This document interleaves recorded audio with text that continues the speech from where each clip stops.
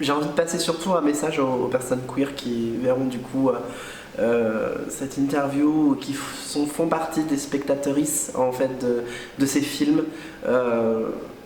Vous empêchez pas de rêver parce que vous êtes queer, parce que vous êtes homosexuel, parce que vous êtes trans, parce que vous êtes non-binaire, ou que sais-je. En fait, vous ne pensez pas que votre minorité sexuelle ou de genre vous mettra des bâtons dans les roues.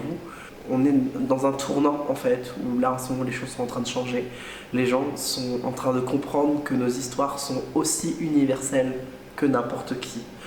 Et donc c'est le moment en fait de faire comprendre qu'on est tout à fait légitime de raconter nous-mêmes ces histoires.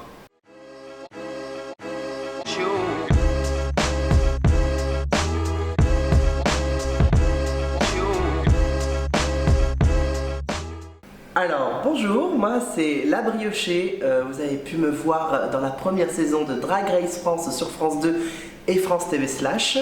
Et derrière le personnage se cache Maëva, 31 ans, originaire de Royan, mais maintenant qui vit en région parisienne.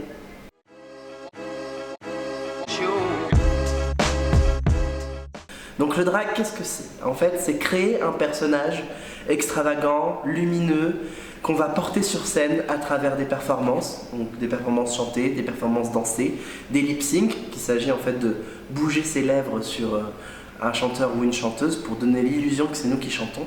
Voilà, donc le drag, c'est vraiment cette création de personnage, cette notion de transformation, et que vous soyez un homme, une femme, cis, trans, homo, hétéro, on s'en fiche. L'essentiel, c'est ce que vous allez porter sur scène.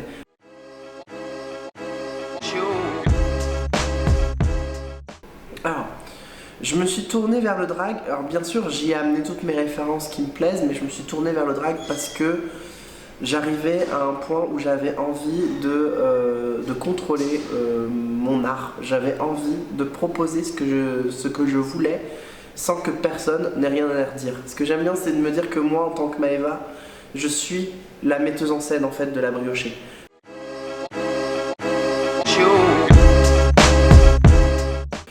Le militantisme, il est arrivé en moi vraiment avec mon arrivée en région parisienne, parce qu'en fait j'ai découvert du coup qu'il y avait des plateformes qui permettaient en fait de s'exprimer de cette façon-là.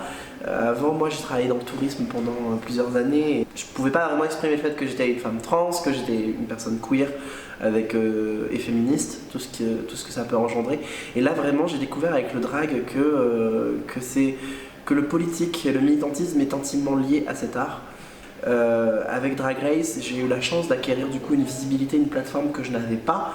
J'ai été hyper touché quand mes propos que j'ai eus sur scène au Casino de Paris en réaction au débat sur France 2 qu'il y avait avec Dora Muto et Mariko. J'ai été hyper touché de voir que j'ai été relayé par plein de médias. Donc je suis très contente en fait de me dire qu'aujourd'hui je commence à être identifiée comme une figure publique transgenre en fait par le grand public, et c'est chouette parce qu'on en a peu ou quasiment pas en fait en France, donc c'est chouette.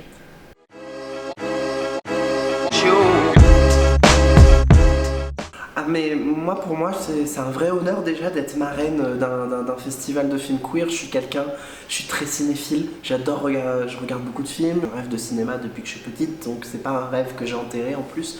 Donc du coup, pouvoir voir des sélections de films qui parlent de nos histoires et du coup pouvoir m'y projeter, si moi je le vis de cette manière-là, ça veut dire qu'il y a des milliers de personnes queer qui le vivent de cette même manière.